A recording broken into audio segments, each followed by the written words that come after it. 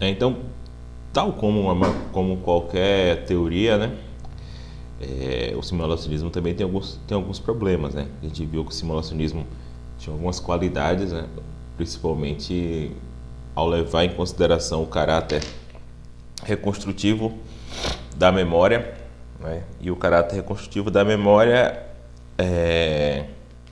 colocava alguns problemas para a teoria causal especificamente, né? Pelo fato, a questão, gente, não é que o ponto não é defender que quando você lembra não há nenhuma relação causal com um evento passado, né? Seria muita coincidência, vamos dizer, você ter uma imaginação no presente e ela simplesmente se relacionar, descrever bem o evento passado, né? Obviamente, se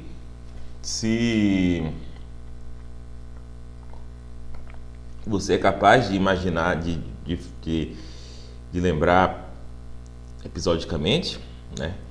Você tem alguma informação guardada, tá? Então, a teoria simulacionista não necessariamente ela está questionando isso, que você tem informações guardadas. O ponto mais sensível da teoria causal é o fato da teoria causal tentar fazer uma correspondência um a um, né, entre uma imaginação presente e uma percepção passada, né? É essa relação um a um que é mais complicada de, de se estabelecer, né? Porque a gente viu aqui, tem muitas intercorrências que podem acontecer aí entre esses dois pontos, né? Desde pistas, né? Em inglês é cue, que ajudam a lembrança, né? Então você pode ter aí uma causalidade compartilhada, né? O que causou o seu estado presente não foi só o estado passado, a percepção passada do evento que você está lembrando, mas também alguma pista no presente, né? Tem essa questão que pode haver uma relação causal compartilhada, e como eu disse, é difícil para a teoria causal dar conta desses casos de causalidade compartilhada, né? É difícil no geral para a teoria da causalidade. Tem diferentes tipos de teoria da causalidade em filosofia, ele explicar a relação causal. Uma teoria bem comum e bem utilizada é a teoria de Lewis, né, de David Lewis, foi um filósofo muito importante lá ali da década de 60, 70, 80. Não lembro muito bem quando ele morreu, acho que foi na década de 90 talvez. É um filósofo bem sui generis em vários pontos e importante, né? Então ele tem uma teoria da causalidade que tem a ver com contrafactuais. Então eu já coloquei isso para vocês em aulas anteriores, quando a gente falou de teoria da causalidade, teorias causais no geral, que um problema o problema da causalidade que alguns filósofos tentam resolver é explicar o que distingue causalidade de mera correlação, né? Tem essa distinção é importante na ciência, né? Se vocês pegarem, talvez, não sei se vocês têm na currículo de vocês, mas muitas pessoas até em ciências sociais têm curso de estatística, né? Para poder lidar com dados estatísticos em pesquisas, etc.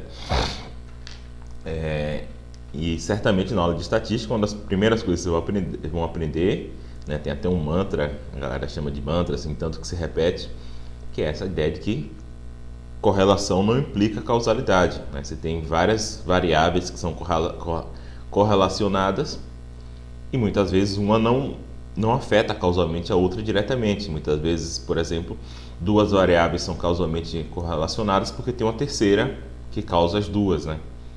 Então, dei para vocês aquele exemplo da correlação entre consumo de sorvete e assassinatos. É uma correlação real que tem nos Estados Unidos Só que, obviamente, não é uma coisa que causa outra, não é porque as pessoas estão tomando mais sorvete que elas estão matando mais, ou porque elas matam mais, dá vontade de tomar sorvete quando mata. O ponto não é esse. Mas, assim, a questão aqui é que você tem outra variável, que é o fato de ser verão, e as pessoas saírem mais de casa, etc., e por isso estão mais sujeitas a crimes, por um lado, e por outro lado, porque é verão, porque está calor, tomam mais sorvete. Então, é uma questão distinguir o que especificamente mostrar o que especificamente distingue um caso de causalidade de um caso de mera correlação, né? Obviamente, se há causalidade, há correlação, né? Se A causa B, sempre que A ocorre, B vai ocorrer, ou quase sempre, né? Você pode ter noções gradativas de causalidade. Não necessariamente a causalidade tem que ser absoluta, né? Sempre que A ocorre, B ocorre, mas A aumenta a probabilidade de B. Às vezes, dependendo da teoria, é suficiente para a causalidade. Mas a questão é saber o que distingue os casos de causalidade dos casos de mera correlação. E nessa teoria de Lewis, ele dá uma teoria contrafactual. Em que sentido? O que isso quer dizer? A causa B, se mantidas as outras variáveis constantes, se A não tivesse ocorrido, B não ocorreria. Então, por isso que é um contrafactual, né? Se não tivesse ocorrido esse tipo de construção, esse tipo de condicional, é chamado de contrafactual, porque você está fazendo um condicional em que um antecedente ele é contra o fato. Você está supondo que se algo que de fato ocorreu, não tivesse ocorrido, o que ocorreria? Né? Você tem todo um problema em filosofia de como explicar o que faz um contrafactual ser verdadeiro, né? Porque você não está falando da realidade, você está falando de um mundo possível, né? Um mundo possível em que A não ocorreu, B ocorreria ou não. E como é que você sabe, por um lado, o que estabelece a verdade de uma sentença como essa, né? A gente viu lá, a gente teve uma aula sobre epistemologia da modalidade, e essa é uma questão da epistemologia da modalidade, né? Como é que a gente sabe fatos sobre possibilidades. Então, o Lewis ele tem uma teoria contrafactual da causalidade, ou seja, A causa B se de fato A ocorreu e B ocorreu, mas se A não ocorresse, mantidas as outras variáveis, B não ocorreria. Só que essa teoria, por exemplo, ela tem problemas com casos de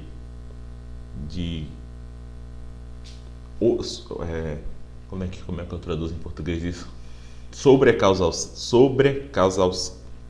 É difícil falar a palavra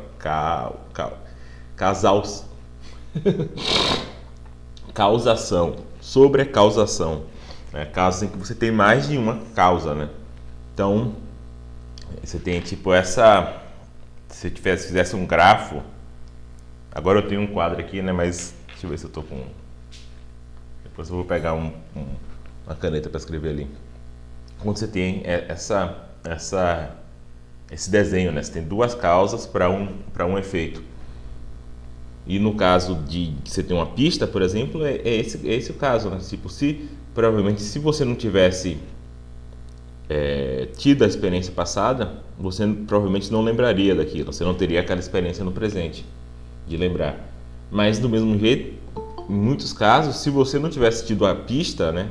Alguém te mostrado uma foto daquele evento, ou alguém te lembrasse um pouco daquele evento, muitas vezes também você não lembraria. Então, nesses casos, parece que as duas coisas estão causando sua lembrança, né? E muitos desses casos parecem ser casos de lembranças, realmente de lembranças, né? Alguém te dá uma dica, não, lembra aquele dia que, sei lá, que você bebeu na festa, aí você, agora eu lembrei, e aí você lembra de mais coisas, né? Esse parece ser um caso de lembrança, só que parcialmente causado pela dica que seu amigo deu, por exemplo.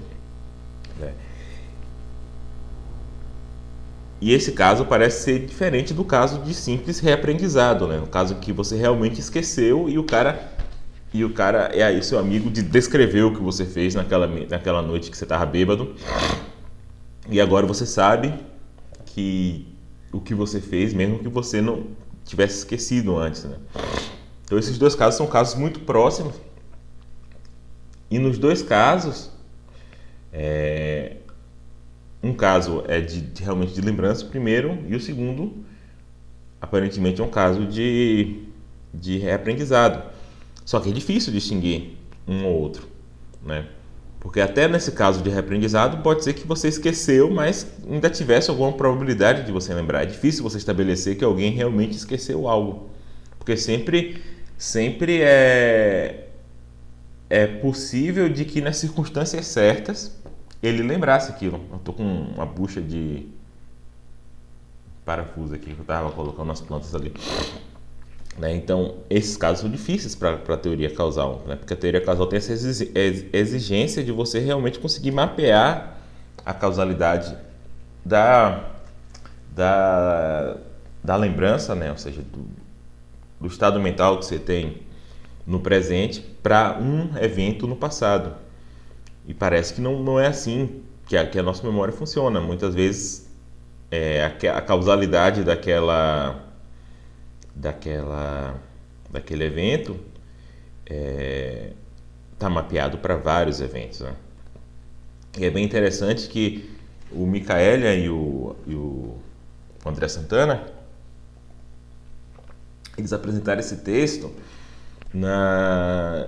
num congresso chamado Principia, que é um congresso Principia, é um congresso da Federal de Santa Catarina, né?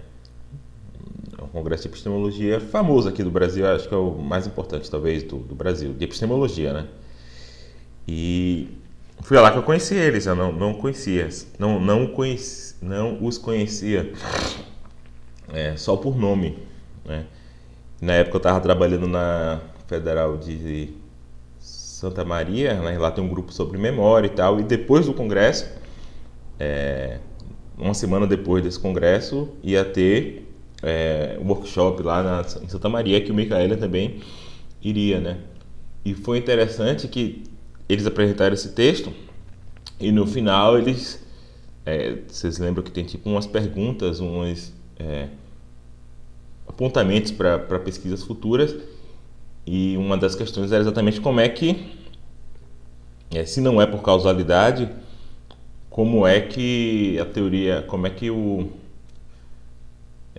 a lembrança atual se referiria ao evento passado na teoria simulacionista, né? E nesse mesmo evento eu também apresentei um texto, mas não foi um texto que não tinha nada a ver com memória, era outra coisa, né? Porque apesar de eu trabalhar um pouco com... Estou cada vez voltando mais para o assunto. Durante o doutorado eu acabei estudando outra coisa sobre raciocínio, então. Agora eu estou tentando juntar o que eu estudei no mestrado com o que eu estudei no doutorado. E meu texto era exatamente tentando responder essa pergunta que eles colocam no final desse texto, né, que saiu até nessa mesma... Saiu uma versão preliminar nessa mesma revista, depois eu melhorei o texto e mandei para a revista portuguesa, chamada Disputatio. E foi o Micaélia que foi o revisor do texto até. E aí eu tento utilizar algumas questões de lógica e de filosofia da linguagem para tentar resolver essa questão, né? E uma das soluções que eu dou tem a ver com causalidade. Só que, em vez de você se perguntar sobre o que causa aquele evento, né, um evento causar outro, eu tento dizer que, na teoria simulacionista, você representa esse evento, no presente você representa o evento passado, mas a partir de várias propriedades, né, de uma representação mesmo com várias propriedades, e aí você tem que se perguntar sobre o que causa cada uma daquelas propriedades na sua mente, o que causa a experiência de cada uma daquelas propriedades, e de modo que você pode até ter diferentes causas ali, você pode suplementar sua memória passada com outras experiências, mas uma das coisas que faria você estar lembrando daquele evento, né, numa teoria causal revista, vamos dizer assim, é que a maioria das propriedades que você lembra estão relacionadas àquele evento e não a outros eventos, né?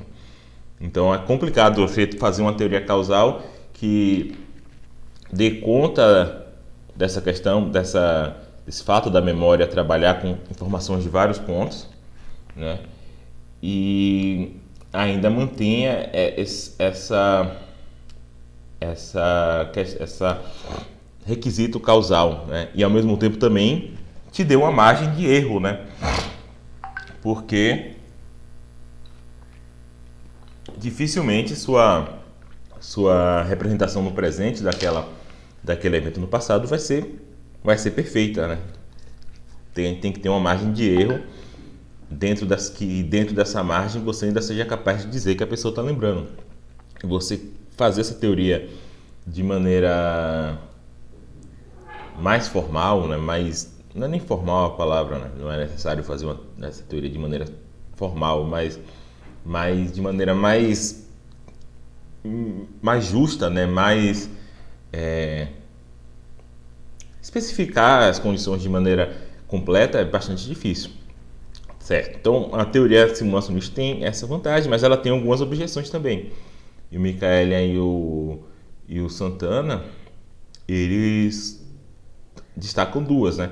O primeiro problema da teoria simulacionista se refere à afirmação de que memória e imaginação são, em essência, processos cognitivos da mesma natureza. Então, esse aqui seria um problema mais conceitual, tá? Muita gente na filosofia, imagino até que na psicologia também, toma como um fato mais ou menos básico que memória e imaginação são diferentes. E a questão é explicar a diferença entre essas duas faculdades que são diferentes, né? A gente viu aqui que uma das vantagens da teoria causal era exatamente explicar essa diferença, né? Só que a teoria simulacionista, ela meio que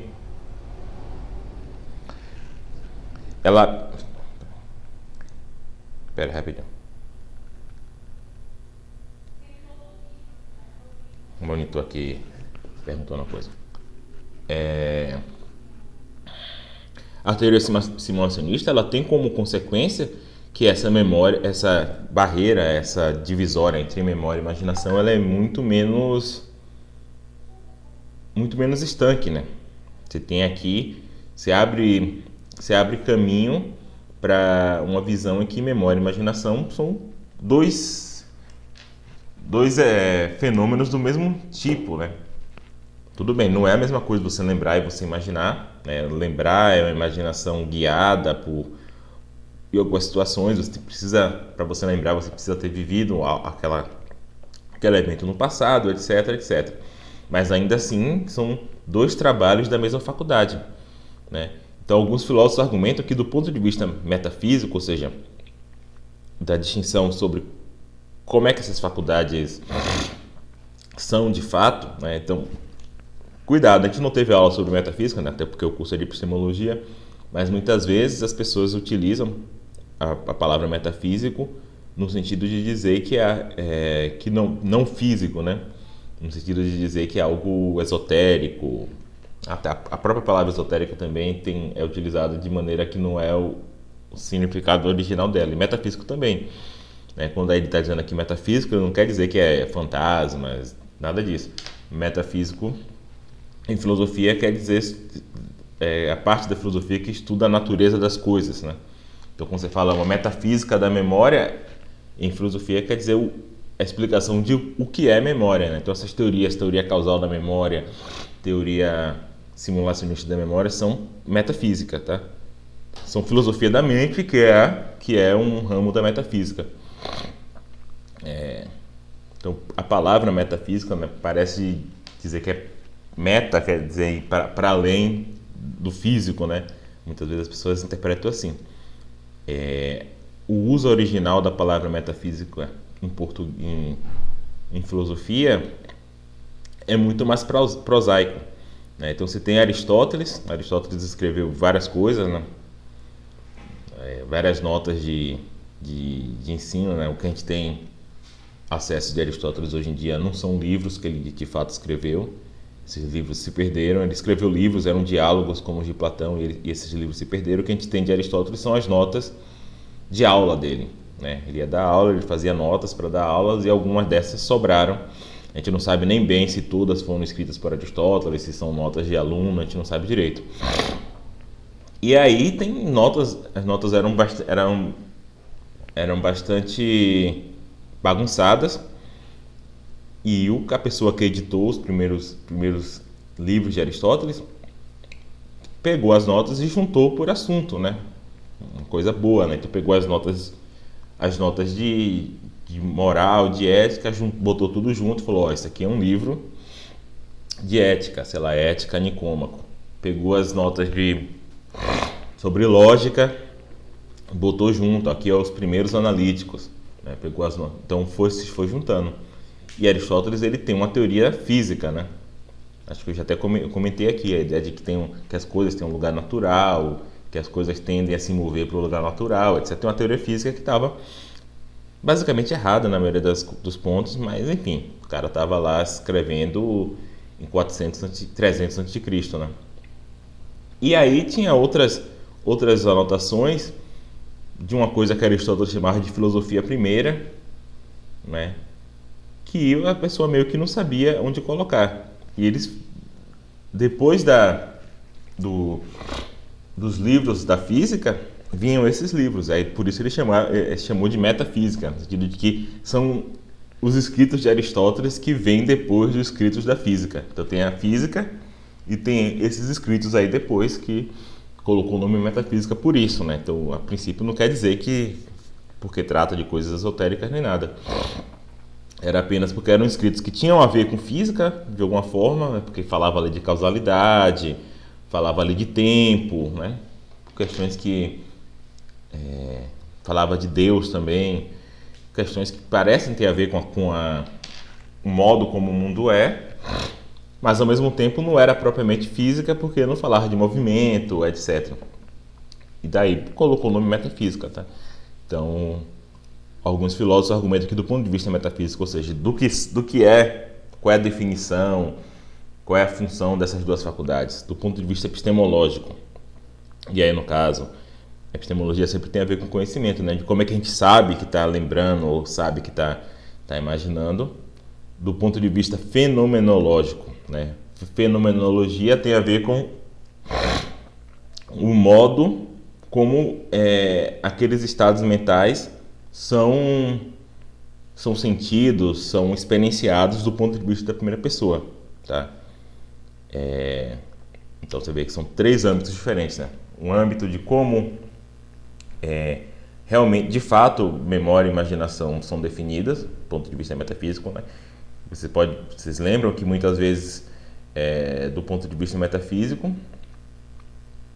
a distinção entre memória e imaginação pode, inclusive, escapar das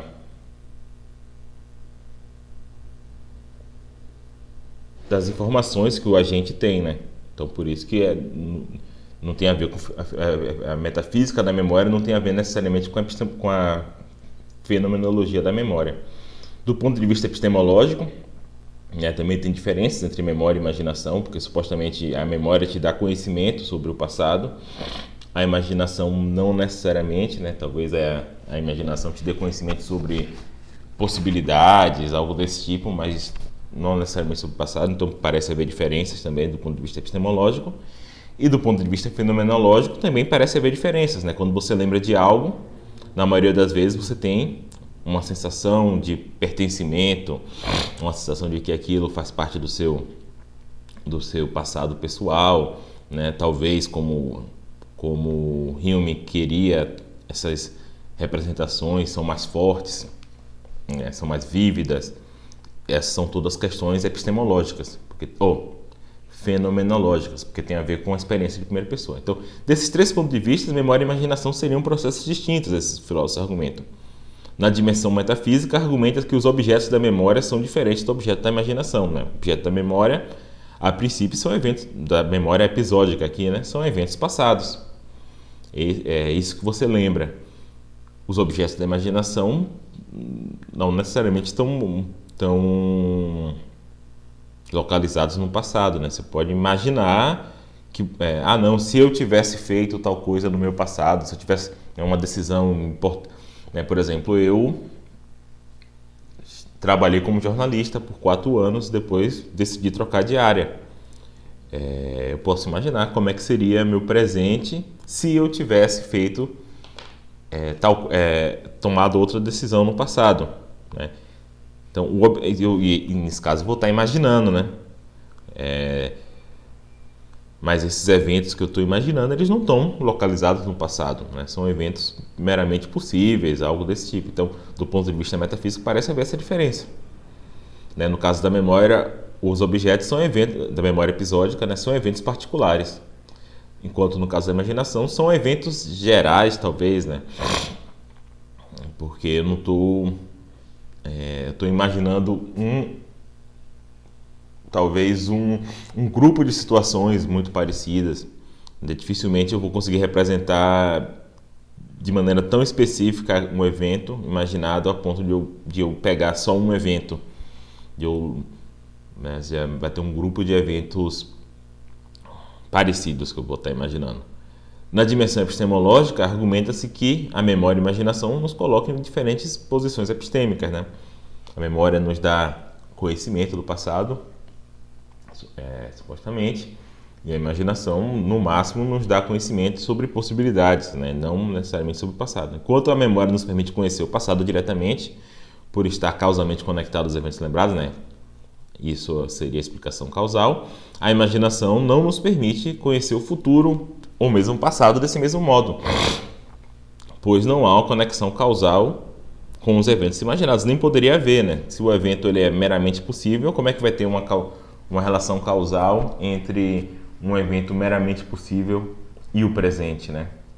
Ou menos ainda entre o evento meramente possível no futuro, né? Se eu estiver imaginando, o que eu vou fazer quando eu chegar na festa amanhã, como é que vai ter uma conexão causal entre esse evento, que por um lado é meramente possível, aparentemente, né? Talvez eu dê sorte de imaginar exatamente o que aconteceu, mas ainda que eu imagine exatamente o que aconteceu no futuro, não há uma relação causal entre aquele evento do futuro que eu imaginei e o presente, né? Porque supostamente não há causalidade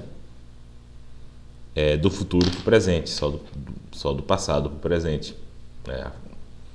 Essa é uma questão filosófica importante também, né? O que explica essa direção do tempo, né? Por que a causalidade só flui do passado para o futuro?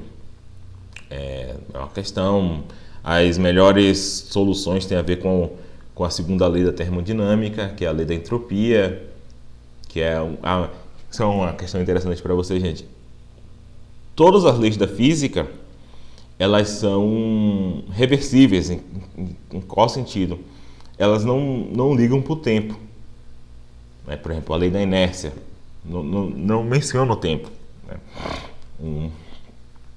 Algo que está em repouso ou em movimento uniforme, ele vai continuar nesse movimento até que tenha uma força, a não ser que tenha uma força que pare ele ou que coloque ele em movimento, né? Isso não tem a ver com o tempo. As leis da gravidade não tem a ver com o tempo. A maioria das leis da física não tem a ver com o tempo. O único lugar da física em que o tempo é colocado de maneira explícita é na segunda lei da termodinâmica, que fala que a entropia do mundo tende a aumentar, né?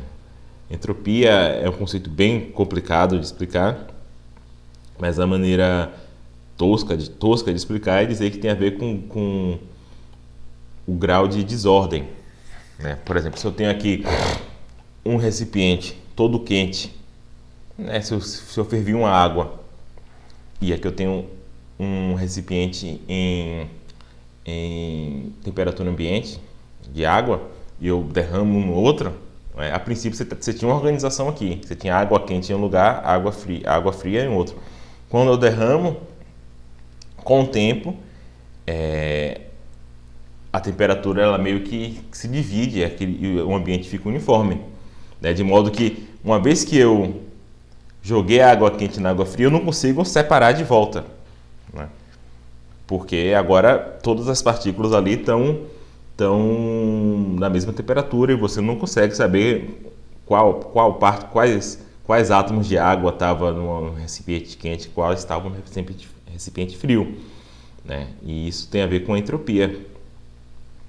Então, o mundo ele tende a ir de estados organizados para estados desorganizados, né? A temperatura, por exemplo, tende a se distribuir, né? Atualmente, por exemplo, você tem partes do universo que tem mais temperatura, como, por exemplo, o Sol, né? No caso da nossa sistema solar. O Sol ele concentra a temperatura e essa temperatura ele está soltando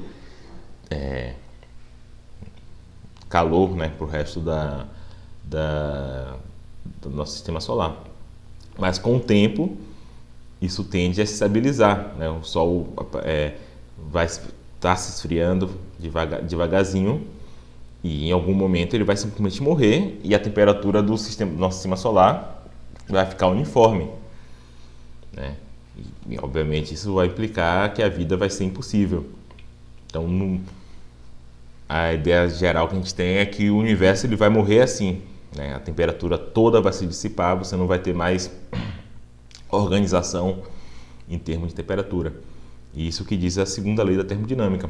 E é a única que tem a ver com o tempo, né? E por isso geralmente se tenta explicar a direção da causalidade a partir dessa lei.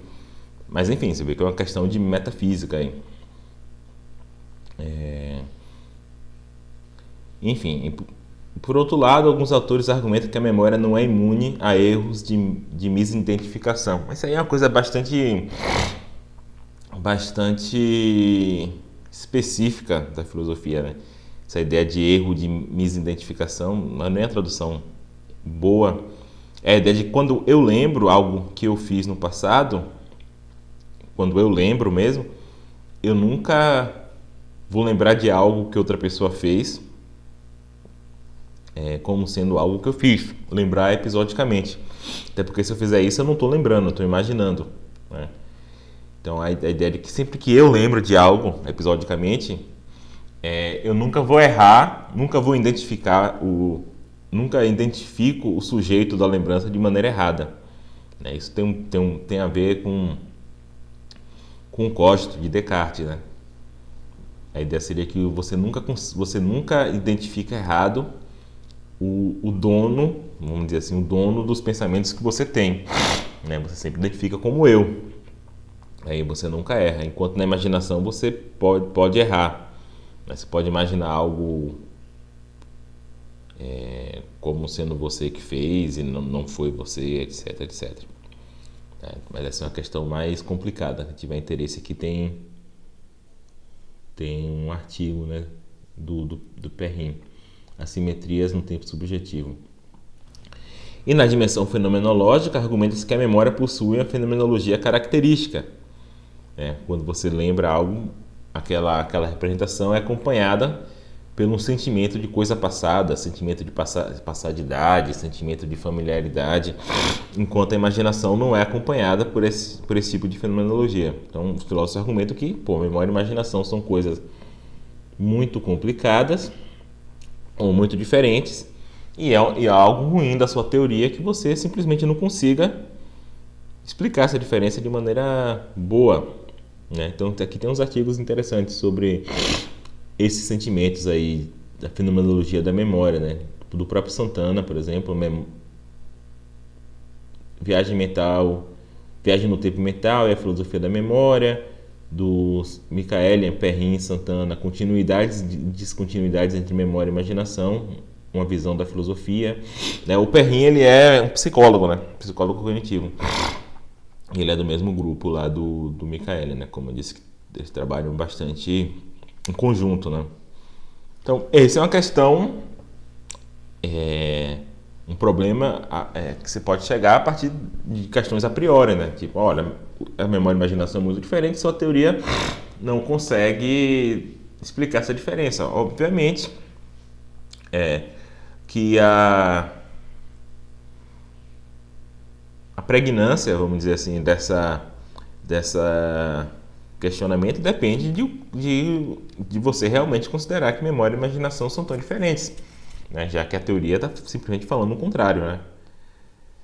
O segundo problema tem a ver com a particularidade da memória, né? Particularidade no sentido bem específico. A memória episódica é entendida como memória de eventos particulares, né? Você não lembra eventos gerais, né? Você pode ter memória proposicional, factual ou memória semântica de eventos gerais, né? Então eu posso, né, lembrar que isso aí não é nenhum evento, mas é algo geral, que o quadrado da hipotenusa é a soma dos quadrados do cateto. Isso é uma proposição geral, não estou falando de um triângulo em específico, estou falando de triângulos em gerais, né? Eu posso lembrar, sei lá, eventos gerais sobre o Brasil, né? Posso ler uma pesquisa do IBGE e saber que as mulheres no Brasil ganham em média, não lembro agora aqui o dado específico, vou chutar qualquer dado, 30% a menos do que os homens na mesma posição. Esse é um fato geral, ou também não é um evento geral, mas é um fato geral. Eu posso lembrar que a polícia... Pronto, esse aqui é um evento geral. Eu posso lembrar que a polícia brasileira tende a matar pessoas quando vai fazer incursões em bairros periféricos ou bairros mais pobres. Só que isso está na alçada da memória de fatos, né? Memória semântica. Quando eu lembro episodicamente, eu nunca lembro de um evento geral, eu sempre lembro de um evento específico, né? Isso que ele quer dizer com particularidade da memória. E isso também é uma questão de explicar como é que eu lembro de um evento específico. O que, no entanto, explica essa particularidade? Isso é, o que faz uma representação mnêmica que ocorre no presente seja sobre ou tenha como referência um evento específico que ocorreu no passado. De acordo com a teoria causal, isso aí é fácil de explicar. O que explica essa particularidade é que aquele evento específico do passado causou sua lembrança. Então, por isso que quando você lembra aquele evento. Da mesma forma que, por isso que quando eu falo a palavra Jesus, eu estou me referindo àquela pessoa, não a outras pessoas. Claro que tem uma questão aqui que tem Jesus, tem outras pessoas que se chamam Jesus, né? Mas supondo que o nome só tenha a ver com aquela pessoa, que é o Jesus, né? O Jesus importante, mais importante, né? Não quero dizer que os outros Jesuses não sejam importantes, não sejam pessoas importantes. Mas da mesma forma que o que faria eu me referir a Jesus quando eu falar a palavra Jesus seria essa cadeia causal de usos da palavra que vai até o momento do batismo de Jesus. Imagino que lá na manjedoura, etc., né, quando Maria deu o nome de Jesus a Jesus, nem lembro se na Bíblia, vocês talvez saibam mais do que eu, tem a parte do batismo de Jesus, assim, quando Maria escolheu o nome de Jesus e apontou para a criança e falou: essa criança vai se chamar Jesus. Eu não lembro, tá? Eu não sou uma pessoa religiosa, mas eu estudei em um colégio católico. Daí, em um momento da minha vida, eu tive contato com a Bíblia, etc. Mas não lembro desse ponto específico. Mas assim, a ideia seria que o meu uso atual do nome Jesus diz respeito àquela pessoa específica e não a outra, por causa dessa cadeia de usos, né? E no caso da memória, da teoria causal da memória, seria a mesma coisa, né? O que faz eu lembrar de um evento específico do passado é o fato daquele evento causar a minha lembrança. Só que agora que eu não estou mais pressupondo que existe essa causalidade 1 a 1 na teoria simulacionista, eu tenho que explicar. Então, se tem vários eventos causando minha lembrança, inclusive, por que eu estou lembrando daquele evento específico do passado e não dos outros, por exemplo, que estão causando, etc. Né? Na ausência de uma explicação de como a memória pode ser sobre particulares, ou seja, sobre coisas individuais, né? Um objeto. Eu lembro a minha mãe, eu lembro aquele evento específico. Na ausência de uma explicação de como é que eu posso lembrar. Porque perceba o problema, gente. Por que teorias causais elas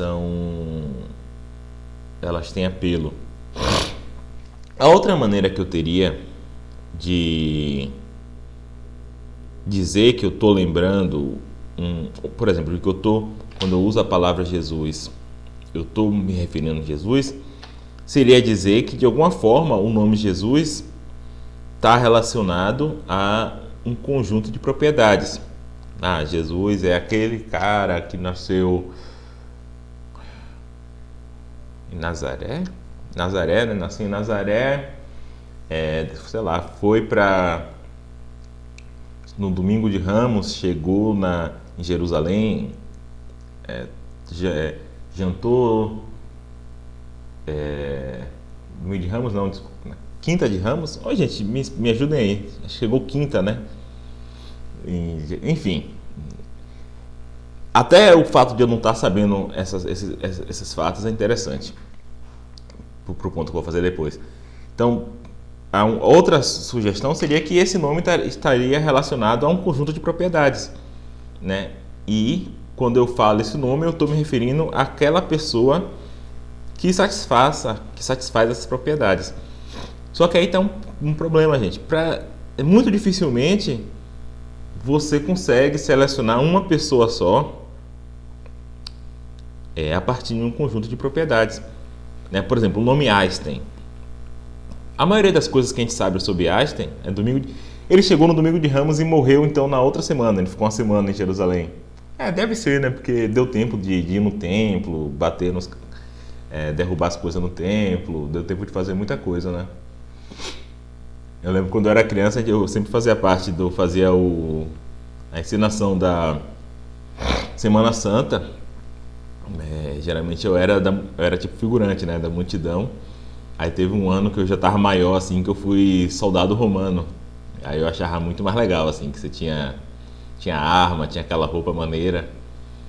Enfim.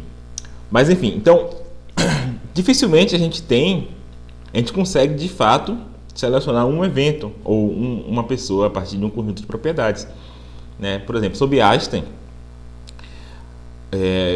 o que a maioria das pessoas sabem sobre Einstein simplesmente é que Einstein é um físico famoso, né? Que ele tem um cabelo desgrenhado, que ele bota a língua para fora, que ele fez a teoria da relatividade. Só que o que a maioria das pessoas sabe sobre a teoria da relatividade é simplesmente que é a teoria de Einstein, né? Então, dificilmente pelas características que você sabe sobre Einstein, dificilmente você conseguiria se referir a uma pessoa específica, né? Mesma coisa é Jesus. Você vê que eu consigo me referir a Jesus, quando eu falo Jesus, vocês entendem. Mas quando eu tentei dar aqui umas características, fiquei na dúvida, né? Será que é domingo de Ramos mesmo? Será que é quinta de Ramos? Será que ele chegou no domingo de Ramos? Né? A última ceia, eu acho que foi na sexta-feira de noite, né? Aí sábado tem a crucificação e domingo a ressurreição. Acho que é isso, né? Mas a gente não sabe muito bem. A gente não sabe muito bem, por exemplo, se isso aí aconteceu no ano 0, foi no ano 33, né? Acho que foi no ano 33, né? 0 é quando Jesus nasceu. Ou 0 é quando Jesus morreu também, não sei muito bem. Então, você vê que apesar de eu ter todas essas dúvidas sobre as características da pessoa, eu consigo me referir a ele. Então, parece que não é pelas características que eu me refiro a ele. E mesma coisa, esse mesmo problema dá para a memória, né? Então, por mais que eu erre nas características do que eu estou lembrando, na representação do que eu estou lembrando, pelo menos dado um grau de erro, eu ainda assim estou me referindo, estou lembrando de um evento passado. E o que faz com que eu lembre de um evento e não de qualquer evento que tenha aquelas mesmas características, né? Dificilmente, se eu for lembrar de um dia, ou lembrar o que eu fiz ontem, sei lá, ontem até eu fiz coisas diferentes, né? Mas para a maioria dos dias da minha vida, se eu for lembrar daquele dia, dificilmente eu vou ter uma representação daquele dia tão específica que vá dizer respeito somente àquele dia, né? A maioria dos nossos dias a gente faz coisas mais ou menos parecidas, né? Então, dificilmente eu vou ter uma lembrança tão detalhada que aquele conteúdo daquelas propriedades que eu lembrei vai selecionar um dia específico. E ainda assim, eu estou lembrando de um dia específico. E o problema é explicar o que faz você lembrar de um dia específico, né? No caso da teoria causal, é mais ou menos fácil você fazer isso. Não, você lembra daquele dia específico porque foi aquele dia específico que está causando sua lembrança. Agora, na teoria simulacionista, você tem esse problema, tá? O que faz você lembrar de um evento particular. E aqui, então, o Michael e o Perrin, eles falam, e o Perrin e o Santana, né, André Santana, eles falam de outro tipo de teoria, que seria a teoria funcionalista da memória, tá? Que é desenvolvida por Jordi Fernandes. Aqui o artigo que ele propôs essa teoria, né? O caráter funcional da memória e o outro artigo ali, certo? Eu quero falar dessa teoria funcionalista. Ela não é tão importante, tão difundida quanto a teoria causal, né? Que é, como o próprio artigo aqui fala, durante meio século e até hoje ainda é a teoria padrão sobre memória. A teoria simulacionista, que foi proposta por Michael, vem ganhando bastante destaque, né? Mesmo as pessoas que defendem teorias causais, né? Como, por exemplo, o Sven Berner, que é um filósofo alemão, a Robbins, né? Que é uma filósofa, não sei onde é que ela é, mas também ela defende a teoria causal. Mesmo essas pessoas se veem compelidos muitas vezes a discutir a teoria simulacionista, porque é considerada um concorrente importante, né? A teoria funcionalista não é ainda pelo menos não é tão difundida ou discutida, mas eu quero falar dela pela ideia geral de funcionalismo sobre a mente, que eu acho que é uma ideia importante. Então, a teoria funcionalista da memória, desenvolvida por Jordi Fernandes, diz que para lembrarmos de um evento qualquer, para lembrar episodicamente desse evento, primeiro é preciso que a gente tenha uma representação daquele evento, né? Todo mundo aceita isso, não? Você tem que representar aquele evento de alguma forma. E dois, que aquela representação do evento que eu tenho no presente, ela cause em mim, no presente também, a disposição de eu acreditar que eu representei aquele evento no passado, certo? Então perceba, aqui tem causalidade, mas é uma causalidade diferente. Na teoria causal da memória, o ponto é que o evento no passado tenha causado a representação no passado, a representação que eu tive daquele evento no passado causa a representação presente. Aqui ele está falando o seguinte: para eu lembrar, eu tenho que ter a representação presente, e essa representação presente tem que causar no presente em mim a crença de que eu tive aquela representação no passado. Então, a relação de causalidade não é entre a representação passada e a representação presente, é entre a representação presente e a crença presente, né? E terceiro, que a representação no presente tenda a ser causada pela representação passada. Então você percebe que esse terceiro ponto aqui ele está fazendo uma concessão à teoria causal. Falou, a teoria causal no geral está correta, mas aqui é uma condição mais fraca, né? Ele não está pedindo que o evento, a representação presente seja causada pela representação passada, mas que ela tenda a ser causada. Na maioria dos casos ela é causada.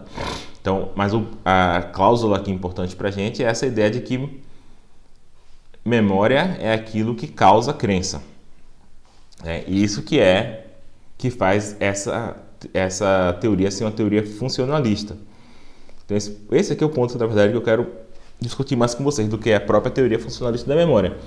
De modo geral, a teoria funcionalista da memória é motivada pelo funcionalismo e filosofia da mente em geral. Teorias funcionalistas sobre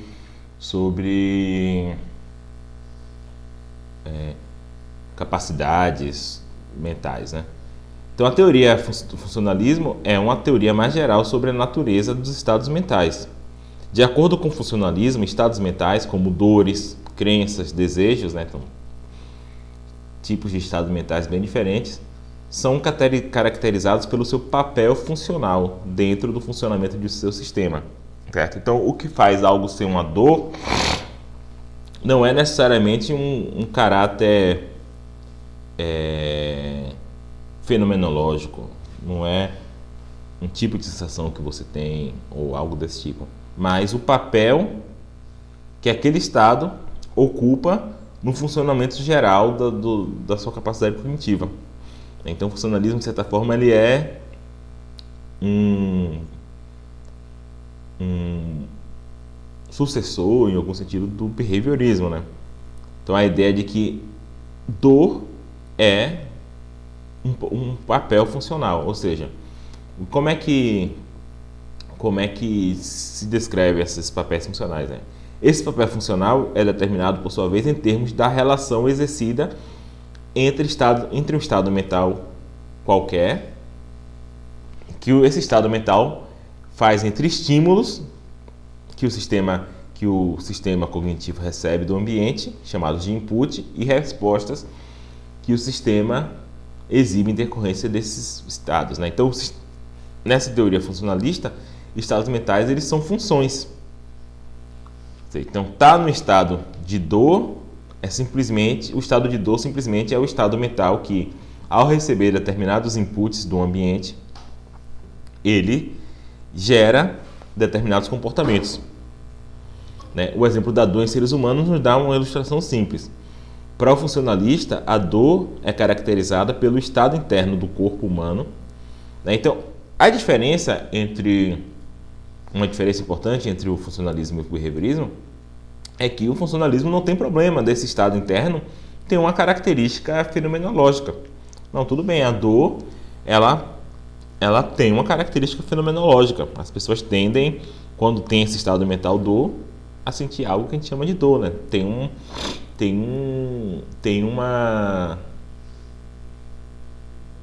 uma visão não, mas ele tem características de primeira pessoa, tudo bem. O funcionalista não liga para isso. O funcionalista não quer dizer necessariamente, não quer dizer que estados mentais, que tudo é explicável em termos de comportamento, por exemplo.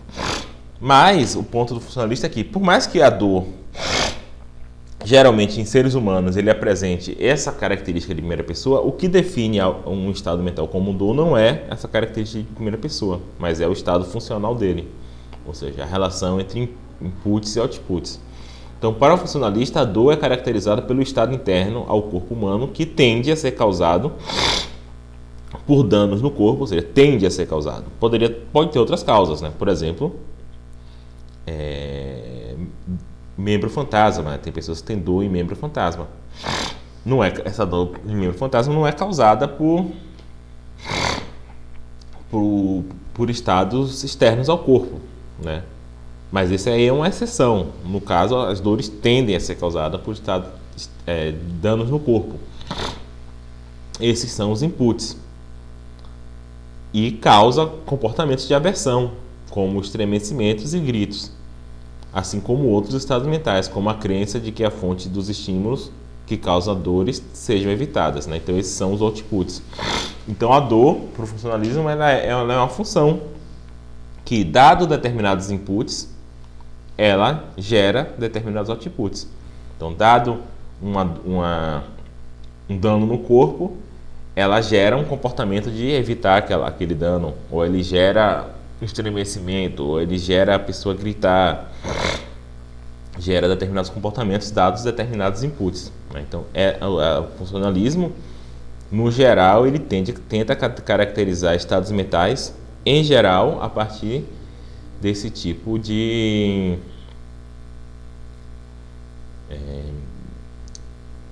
teoria, né? Então, baseado nessa caracterização, o funcionalista diz, então, que o sistema terá dor quando houver um estado interno a esse sistema que exerça o papel funcional da dor. Isso é, que tenda a ser causado por certos inputs e que cause certos outputs, né? Isso tem algumas vantagens do ponto de vista filosófico. Por exemplo, é uma questão na filosofia, na epistemologia, saber como é que você pode saber que outras pessoas têm mentes, né? Porque tudo que o acesso que você tem à sua mente é um acesso de primeira pessoa e você não tem esse acesso a nenhuma outra mente, né? Só a sua. Então, um cético, né, tem um tipo de ceticismo que chama solipsismo, coloca esse desafio, como é que você sabe então que outras pessoas têm mente? Como é que você elimina a possibilidade das outras pessoas serem simplesmente zumbis, ou seja, entidades que não têm mente, mas simplesmente se comportam como se tivesse. Tudo que você tem acesso é o comportamento daquelas pessoas. Como é que você pode concluir com certeza que elas sentem as mesmas coisas que você, né? Não sei se vocês, quando eram crianças, já se perguntaram isso, né? Como é que eu sei que o amarelo que eu vejo é o mesmo amarelo que outra pessoa vê, né? Será que a outra pessoa, quando olha uma banana, ela, na verdade, a experiência de primeira pessoa que ela tem é o que eu chamaria de azul, só que ela simplesmente aprendeu a chamar aquela cor de amarelo? Não sei se vocês já tiveram esse questionamento, né? E é o questionamento do cético, né? Como é que você sabe que esse não é o caso? Como é que você sabe que as pessoas, quando olham algo amarelo, elas têm uma experiência diferente da sua e simplesmente elas aprenderam a chamar aquela experiência de amarelo, que vocês conseguem comunicar de maneira... Como é que consegue comunicar bem, por mais que a experiência interna que vocês tenham seja radicalmente diferente? Esse é um desafio cético, né? E o funcionalismo responde bem a esse desafio. Porque para o funcionalismo, você ter o estado mental, a experiência de amarelo, tem a ver simplesmente com os inputs, né? Ou seja, você vê uma banana e você fala, isso aqui é amarelo. Qualquer um que tenha um sistema que responda desse jeito, ele tem a experiência de amarelo, né? Uma pessoa daltônica, que tem dificuldades em distinguir verde e vermelho, eles, para o funcionalismo, têm uma experiência diferente da sua.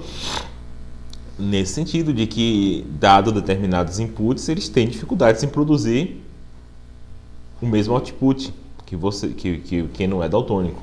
Então, nesse caso, os estados mentais são diferentes, porque as funções são diferentes. Mas no caso em que as pessoas simplesmente, sei lá, têm o espectro de cor invertido, não estou dizendo que pessoas têm isso daí, tá? Mas se as pessoas tivessem o espectro de cor invertido, né? O que eu vejo como verde, você vê como vermelho, e a gente simplesmente chama do mesmo nome, por funcionalismo, nesse caso está tendo os mesmos estados mentais, né? Então essa é uma teoria importante, né? Então, igualmente, o funcionalismo aplicado à memória dirá que um sistema tem a memória quando ele tem um estado interno, né? E esse estado interno exerça no sistema o papel funcional da memória. Isso é, ser causado por certos inputs, né? Geralmente os eventos passados, e cause certos outputs. No caso aí da memória, os outputs que a memória causa são crenças. Então, qualquer estado interno que eu tenha, que tenha os inputs corretos, ou seja, o evento passado, e gere os outputs corretos, que no caso são crenças, as crenças de que eu vivi aquele evento, etc. Pronto, isso aí é memória. Não importa tanto a fenomenologia, coisas desse tipo, tá? Então essa é a teoria, no geral, a teoria funcionalista e especificamente a teoria funcionalista da memória.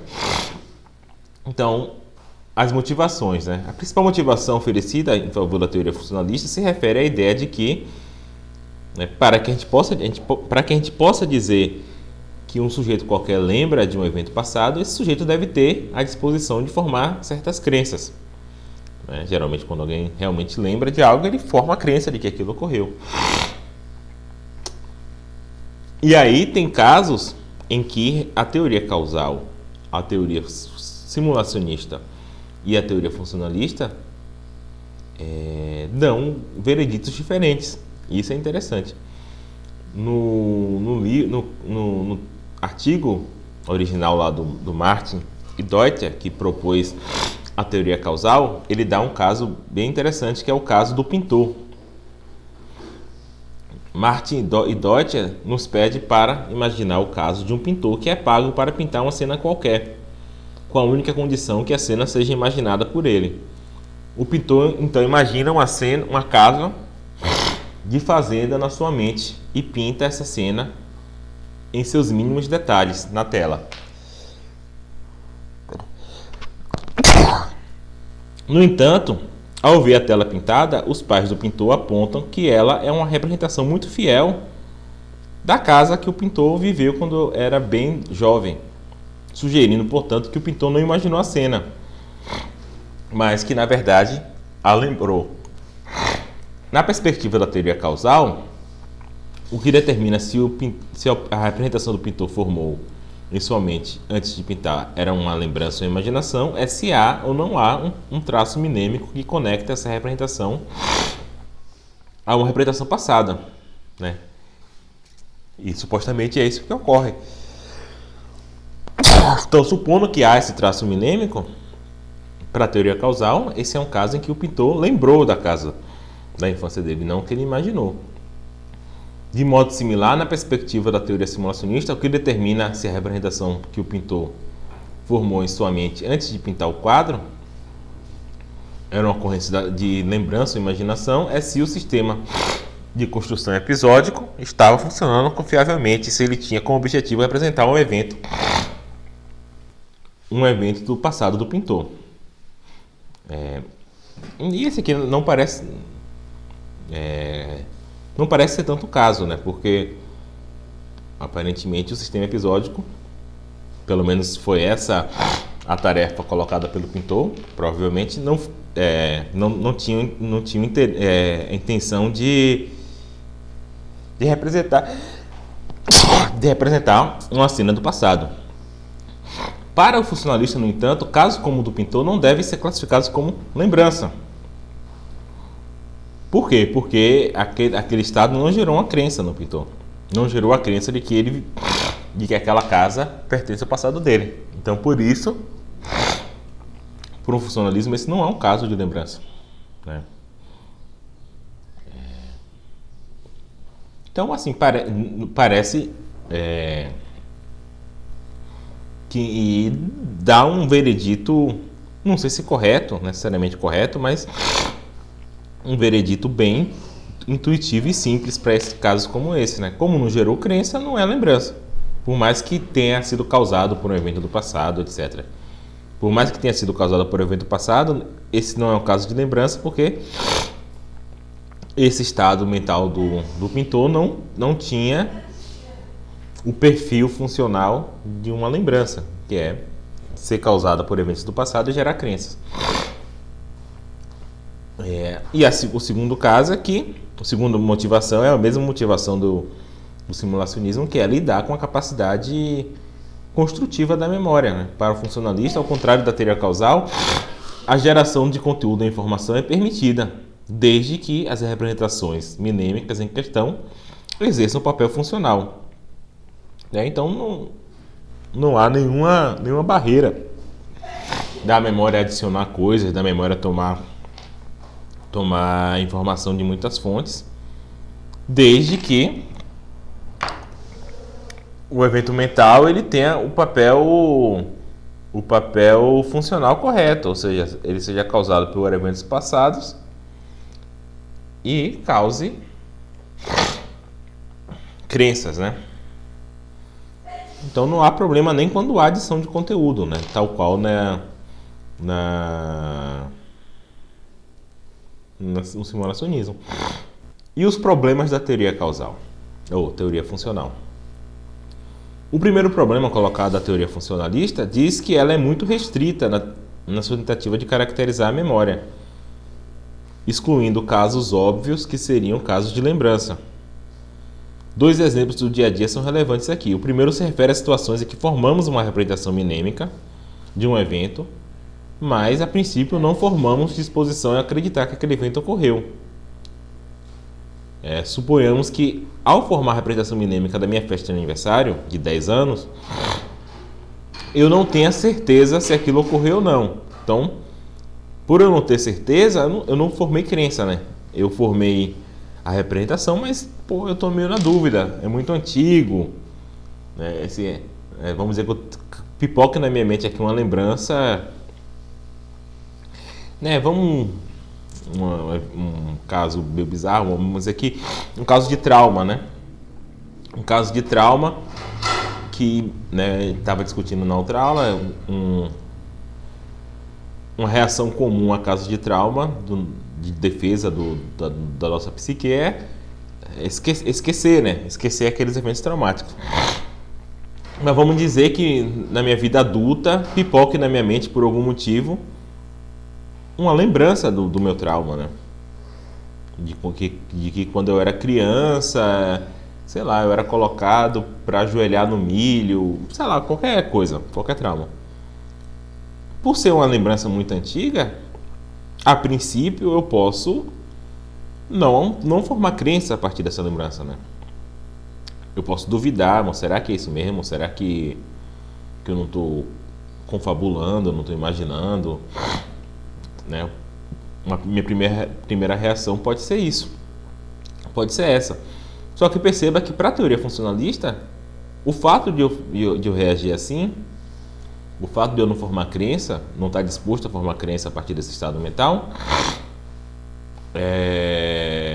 implica que esse estado mental não é de memória. Só que essa parece ser uma conclusão ruim, né? Porque até como eu tento descrever aqui o estado, eu descrevo ele como, eu tive uma lembrança, eu realmente lembrei do meu trauma, mas a princípio sou cético em relação a isso, não estou disposto a formar a crença. Né? Então, frente a essa dúvida, decido então perguntar aos meus pais se eu tive, no caso aqui é festa de aniversário, né? Se eu tive uma festa de aniversário que ocorreu numa chácara, em que eu joguei bola com meus amigos, etc. Ao qual eles respondem que sim. Nesse caso,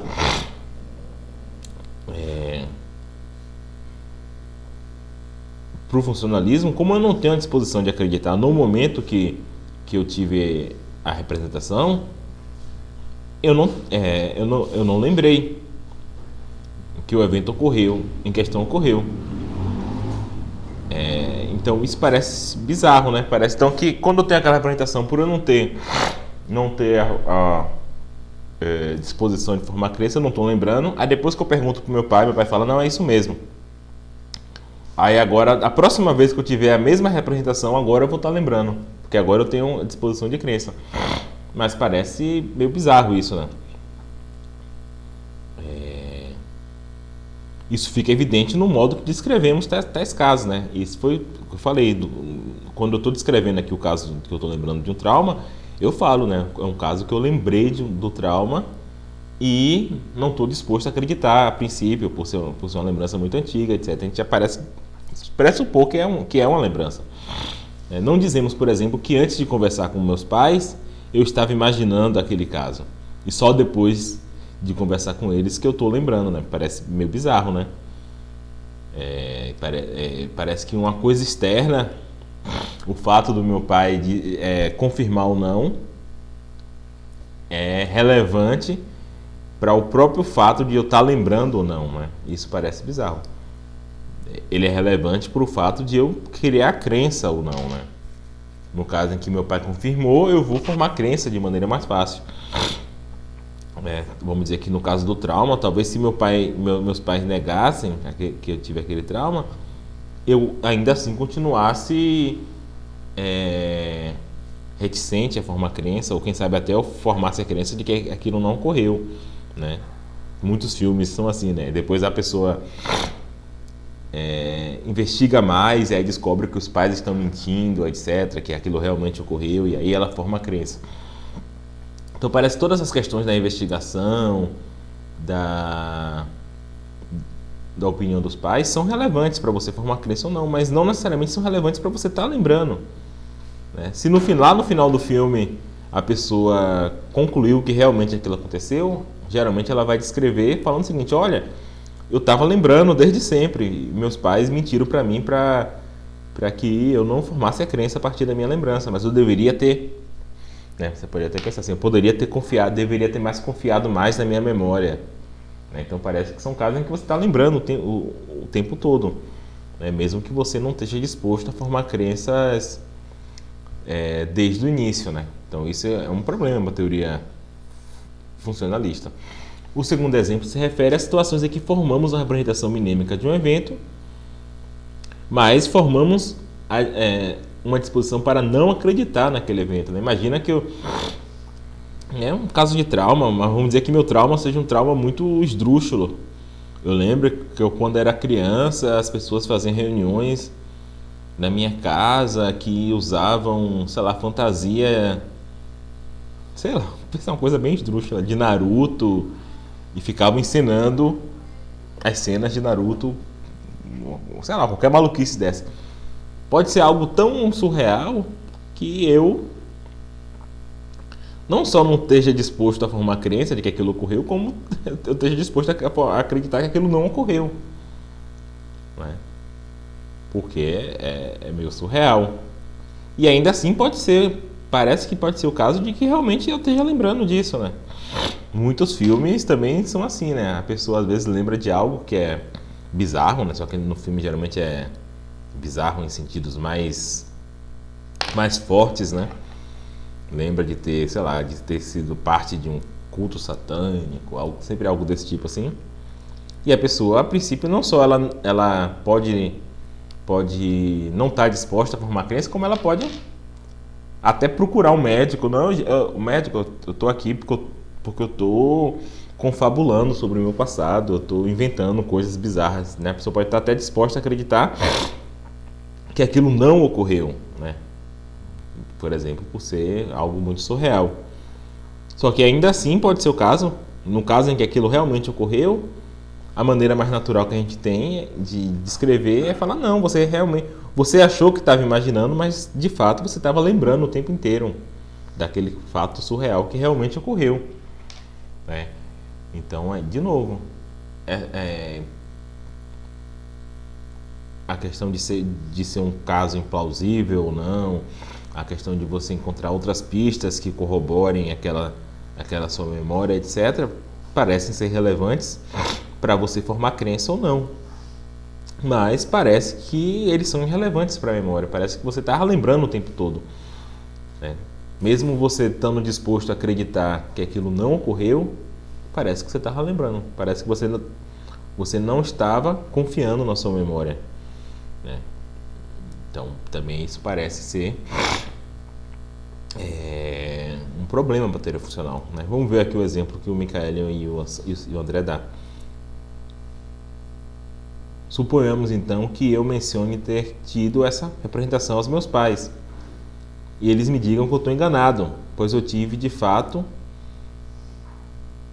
enfim, né? Então vamos pensar que quando eu lembrei dessa festa, eu tinha a disposição de acreditar que aquilo não ocorreu.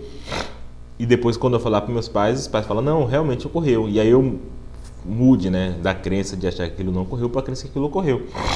Não parece que antes de falar com meus pais eu estava imaginando e depois de falar com meus pais eu passei a lembrar, né?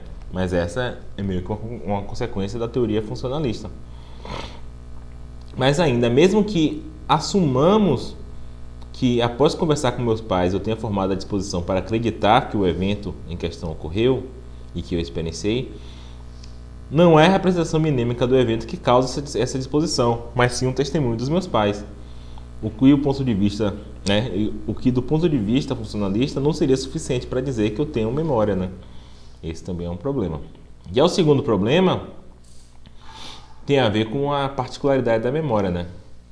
A análise funcionalista não exige que exista uma conexão causal entre a representação mnêmica, né, uma representação mnêmica e uma representação perceptual do passado específica para que haja memória, né? Em outras palavras, o funcionalista diz somente que a representação mnêmica deve ter a tendência de ser causada por representações perceptuais do evento, mas não que ela deva ser causada em todas as situações por representações perceptuais, né? Então, já que ele não tem essa cláusula que ela deve ser causada em todas as situações, então supostamente o que individua